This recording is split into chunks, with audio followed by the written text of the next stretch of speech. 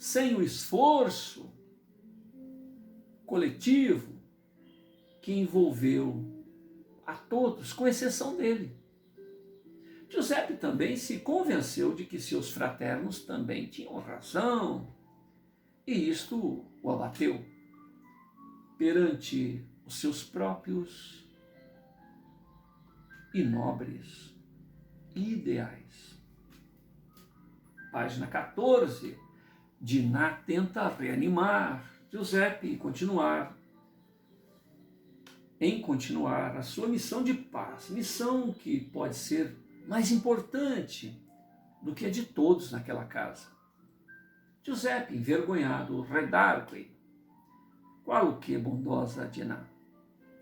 A verdade é que eu não sirvo para nada, aprontei tanto no passado e hoje sou um inútil neste mundo.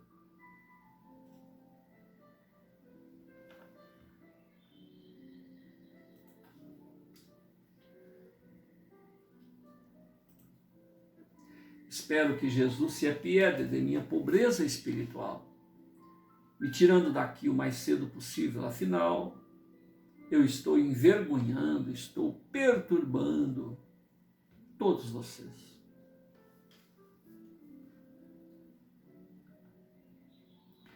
Diná redobra esforços para encorajar o Giuseppe, momento em que o senhor Manuel Mansol, coronelzão,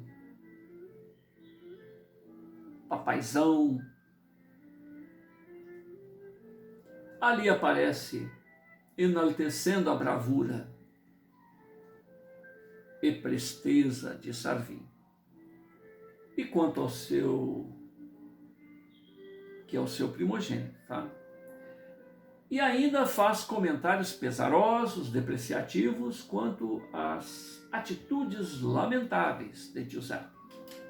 Uma vez que ele se postou como um inútil, comentário este que é repreendido pela Diná. Mas, papai, é necessário dar um tempo para que Giuseppe se encontre. Logo ficará bom e poderá mostrar o seu valor e deixar o seu legado junto a todos nós. Abrindo um parênteses aqui. É interessante que a Shirley, até aqui, descreve Giuseppe como qualquer um de nós deve ter visto até agora, né? Giuseppe é um inútil, um lunático, não passa disso. E o coronelzão, o papaizão, o poder, né, local, inclusive líder entre os coronéis da região, é o bonzão, é o que manda, é o poder da região. E depois, no decorrer do romance, mostra a futilidade, a fragilidade de todo esse poder, de todas essas conquistas e, ao mesmo tempo, um crescendo desse lunático. Porque de um indivíduo a cuja visão até agora qualquer um percebe, é um indivíduo em apartado, até então ele nunca trabalhou na vida, e no entanto ele tem um dom ao qual ele vai ser o esteio de uma mudança social no Brasil, porque tudo isso acontece em meio à escravidão. O país mais renitente, que mais demorou para libertar os seus cativos, né? Os seus animais de produção, que poderia ser até hipotecado, né? Vendido, era coisa para ser vendido. Tempo de validade de 10 anos, quando você pegava um escravo, você tinha um tempo de validade por 10 anos, 5 dos quais o trabalho dele fazia com que quem comprou pagasse o preço de tê-lo ali. E os outros 5 anos, que seria o prazo de validade dele, seria o lucro, né? Era um animal comprado e esse animal, 5 anos no seu trabalho, pagava a despesa que o patrão teve em tê-lo ali. dinheiro que ficava só com o patrão, né? E depois os outros 5 anos eram a produção. É interessante isso, essa visão em 2 fases. O Giuseppe inútil e depois o Giuseppe realmente fazendo a diferença na sociedade, porque ele era uma antena, né?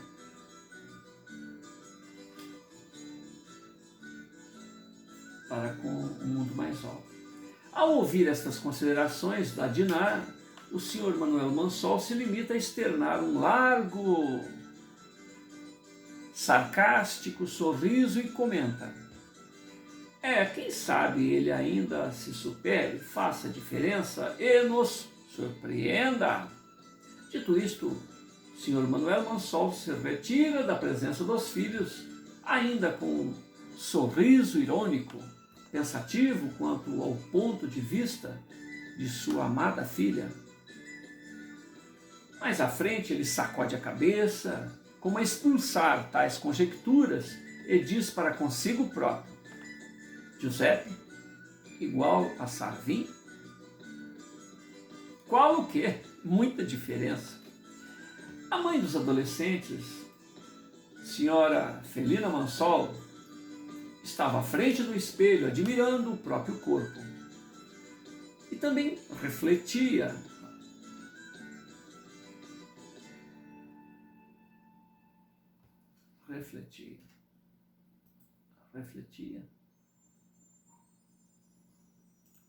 Ajuizava.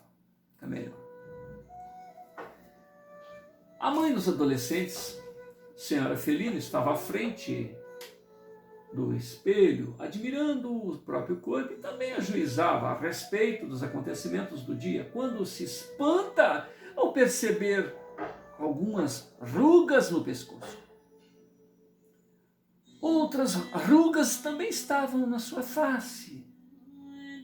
Indomitamente ela se despe completamente, se torna nua perante o espelho e entra em pânico, pois que as rugas também estavam em diversas partes. Felina ainda percebe a flacidez nos braços, até que aceita que o tempo também lhe alcançou. Que horror ter que se reconhecer um tanto mais velha! Felina compreende que seu corpo já não tem aquelas curvas características da donzela a ser cortejada por muitos. Constata que a região gástrica intestinal se apresenta um tanto mais arredondada. Até então, Felina não havia percebido essas mudanças em seu corpo. Diante desta comprovação, Felina, desesperada, se socorre nos conselhos da serviçal Crustácia, que é pessoa serena, bem vivida, que passou por muitas adversidades. Finalmente, a mucama é uma boa ouvinte. E o mais importante é que Crustácia jamais poderia revelar estas preocupações, estes segredos a terceiros. Felina sai à procura da serviçal, que inutilmente... Felina sai à procura da serviçal, para futilmente se lamentar da vida, e encontra a serviçal junto às panelas. Rapidamente, Felina toma-lhe pelas mãos, a conduz até o seu próprio quarto, junto ao espelho, para dirimir aquelas dúvidas, e repete as suas preocupações para a serviçal, para a mucama, e aguarda ansiosamente as considerações. Infelizmente, a mucama, a Crustácia, só conheceu dores em sua vida. Dores e superações e muito trabalho. Crustácia adaptou o seu coração, o seu olhar, a sua mente somente para os afazeres. Portanto, estando despreparada para dar conselhos referente ao trato de vaidade feminina. Entretanto, a senhora da casa lhe pediu conselhos e o desejo da sinhá é uma ordem para ela.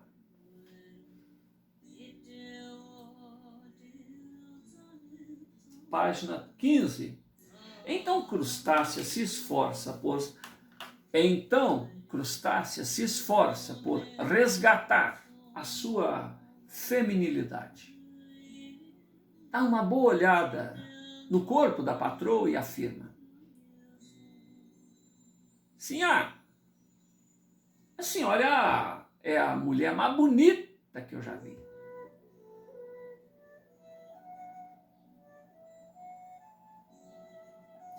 O conselho de Crustácia termina aí. Informação que não ajudou muito. Diante deste lacônico comentário, Felina percebe que a servidora pouco entendia das vaidades femininas. Mesmo assim, agradece o incentivo, dizendo: está bem, Crustácia. Obrigada, agora você pode ir. Crustácia retorna aos seus afazeres, fechando a porta do quarto, balançando a cabeça, falando sozinha. Entretanto, enquanto isto, Felina continua com as suas preocupações de mulher e reconhece que as marcas do tempo estão presentes no seu corpo. Dentre os vadios prendidos durante o incêndio e saques, um deles chamava atenção por não se incomodar com o brutal tratamento recebido juntamente com os demais detidos. Eram as dores infligidas aos capturados à busca de eventuais confissões. E aquele rapaz nada revelou a respeito de seus planos ou de seus companheiros. Outro mistério que envolvia o jovem era a presença na parte externa daquela precária instituição carcerária de um homem branco, com visíveis recursos financeiros, boa aparência, semblante austero, 50 anos aproximadamente, inquieto, em silêncio. O respeitado senhor aguardava o destino daquele preso. Quando policiais e funcionários da Força de Segurança da região, integrada por brancos e pardos, passavam por ele e prestavam reverências em sinal de respeito. Momentos após, senhor Manuel Mansol, marido de Felina, pai de Diná Sarvim e Crustácia,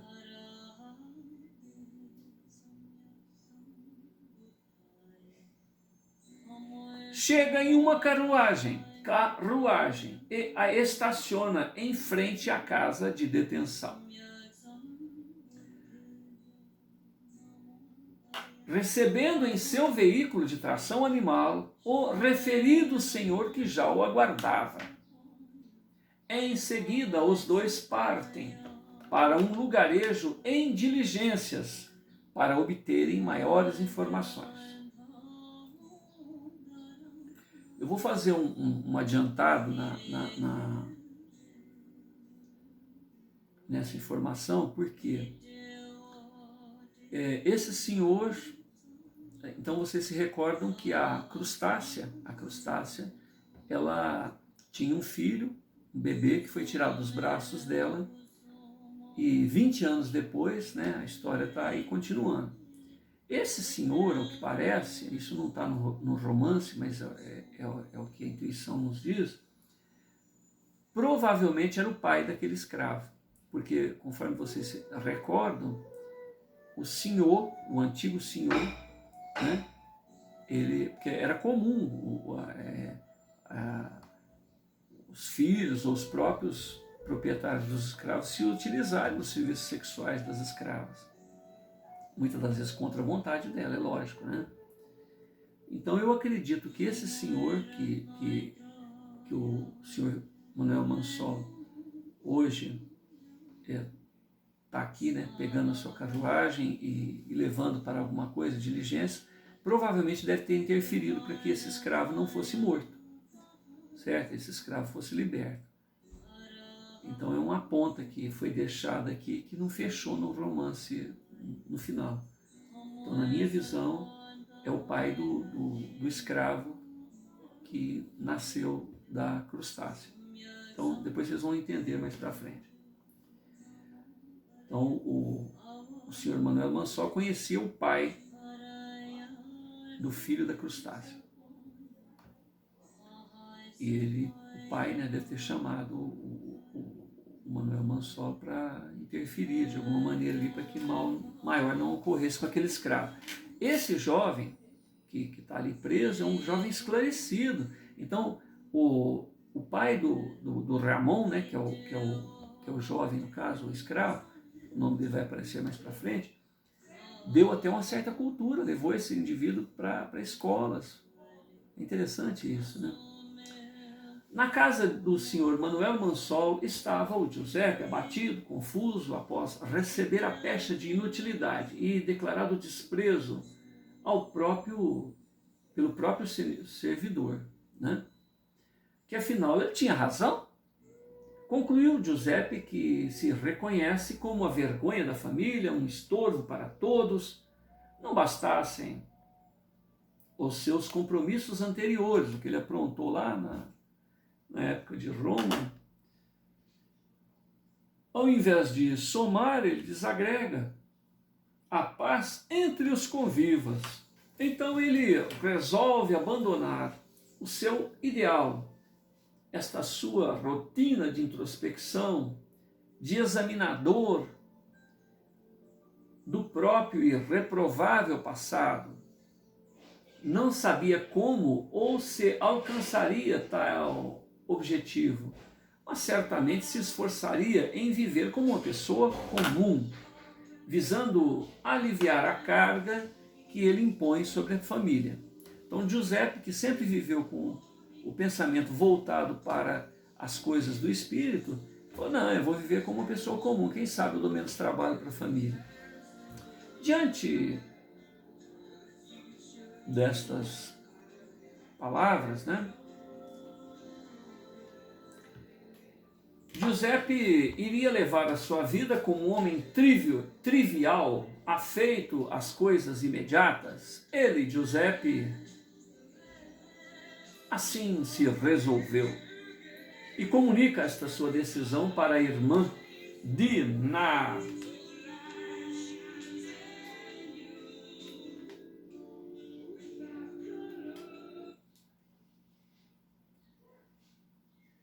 Que o repreende. Ela o conhece profundamente e suas nobres intenções, então ela redargue, querido mano Giuseppe, onde está o seu juízo de valores? Onde está a sua fé em Deus? Não reconhece que seu destino é outro? Não percebe que as pessoas, de um modo geral, já precisam e precisarão ainda muito mais de você? Oh, não, querido humano. Você deve sequer cogitar em abandonar os dons que lhe foram agraciados pela providência divina. Então, todos nós temos essa fase, olha que interessante. O indivíduo tem uma visão espiritual das coisas, tem o tempo para produzir. Vamos lembrar de Jesus. Jesus, esse ser divino que fez a Terra, que cuida de mais 4 ou 5 planetas aí, que nos deu a oportunidade de trazer a sua lição imortal de amor. A gente tem informações dele na sua primeira infância, onde ele mostra já a sua genialidade, a sua grandeza, a sua nobreza espiritual, e pede ao Pai, né, que lhe ensine, né, o ofício de carpinteiro. E depois, aos 30 anos, dos 30 aos 33 anos, ele deslancha, né? Assim é a vida desses seres especiais.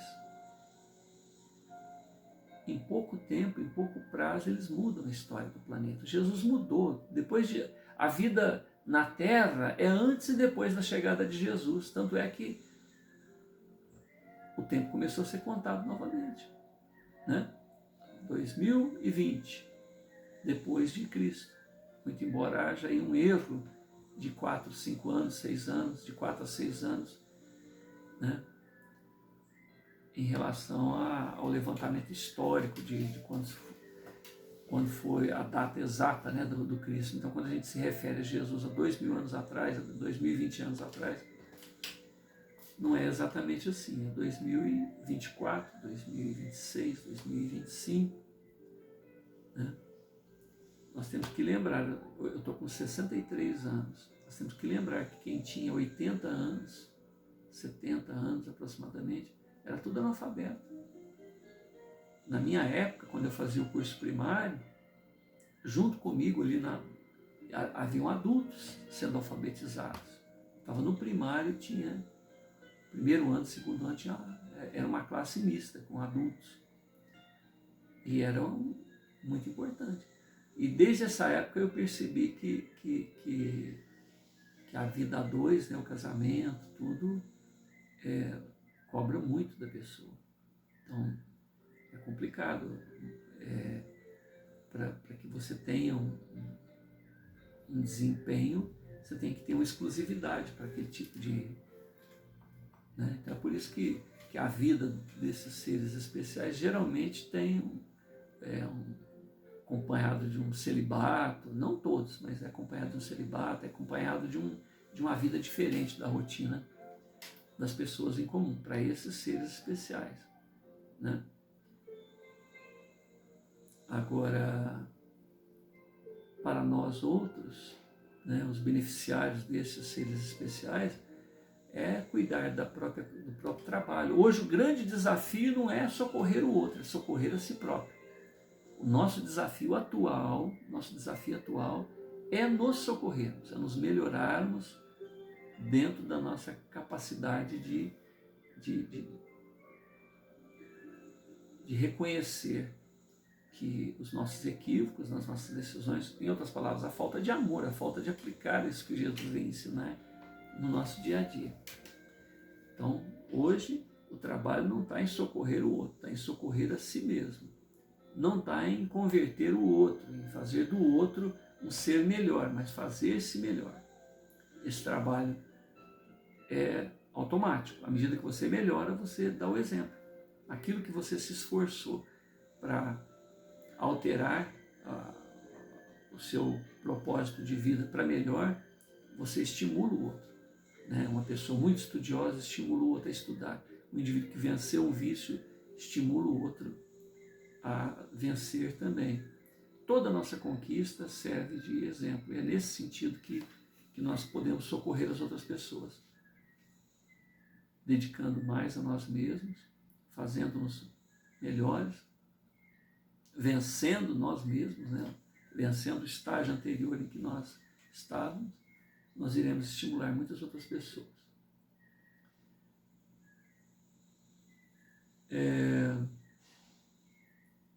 Diná pede a Giuseppe que pense mais demoradamente no assunto, ao que Giuseppe está irredutível, até que ela suavemente encerra-lhe os lábios, ela, né, fecha os lábios dele, e o repreende: cala-te, não fale mais nada, peça perdão a Deus, esqueça tudo o que você disse, nem pense mais nisso.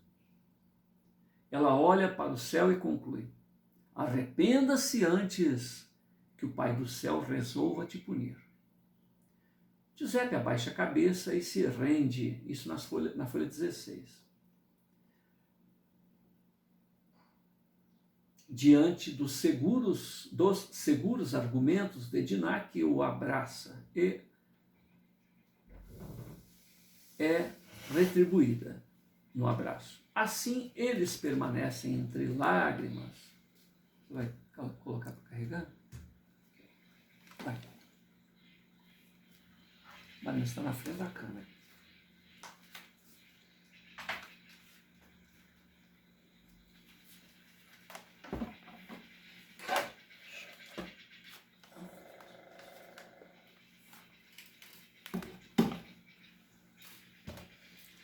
Giuseppe abaixa a cabeça e se rende diante dos seguros argumentos da Diná, que o abraça e é retribuída.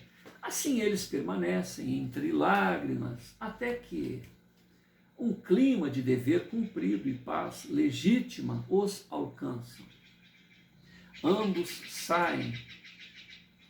sabem da importância da presença de indivíduos com dons especiais, com dons semelhantes ao que Giuseppe possui aqui neste chão da terra, pessoas conscientes, operantes, destemidas, tendo em vista a perturbação de cada época, o desespero em que se está mergulhado. Entretanto, tal empreitada exige o servir com renúncia, perseverança, tendo em vista que as ingratidões e incompreensões não irão faltar.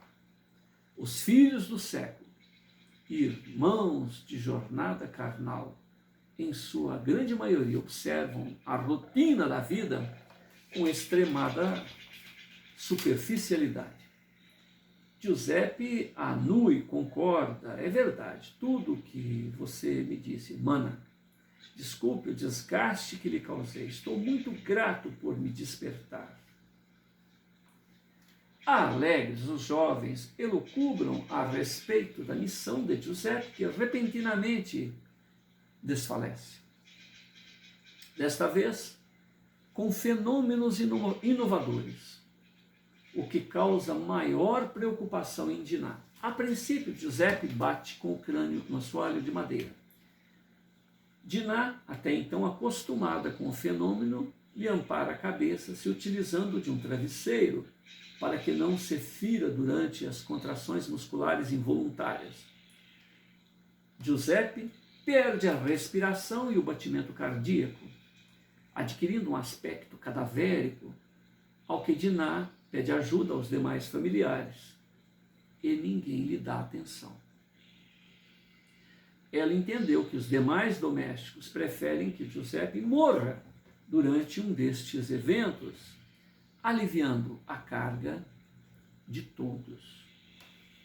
Diná continua com os cuidados com o irmão e observa que a epiderme dele se modifica da cor branca para a cor negra, o que lhe causa maior espanto, porque até então isto nunca ocorrera. Diná reafirma um pedido de socorro, no que é novamente ignorado. Novamente é ignorado. Ninguém socorre o Giuseppe. Ela receia que Giuseppe tenha se ferido gravemente com a queda, tenta levantá-lo, mas suas forças são insuficientes. Resta-lhe aconchegá-lo ao colo e, nesta oportunidade, o ouve falando numa língua estranha ao que ela entendeu como irmãos em Deus, seguido das palavras paz. Diante do ocorrido, ela percebe que tudo está bem com seu irmão. Ela foi surpreendida por mais uma característica do dom que ele recebeu de Deus. Ela fica em dúvida se continua aquele diálogo com o mensageiro do Eterno ou com o irmão nas limitações de seu corpo frágil.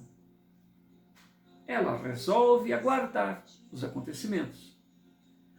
E o tempo que parece congelado entre Diná e seu irmão, inquieta diante do silêncio, naquele tempo que parece infinito, enigmático, Diná se arrisca perguntando: o que é, amigo? Que você vê? Tu és de paz? és tu de paz? Giuseppe se mantém em silêncio. No entanto, exibiu um sorriso meigo naquele rosto enegrecido e delicado. Sorriso este que ela não sabia se era a resposta do ser divino a lhe informar que tudo estava bem ou se era a reação fisiológica do próprio irmão. Então, ela pede ao Giuseppe que acorde. Página 17. Qualquer outra pessoa